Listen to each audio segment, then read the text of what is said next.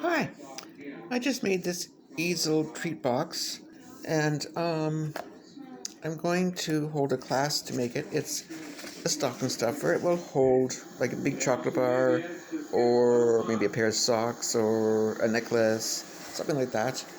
And like here's my hand. You can see the size, and it's I can't think and move at the same time. Hang on a sec.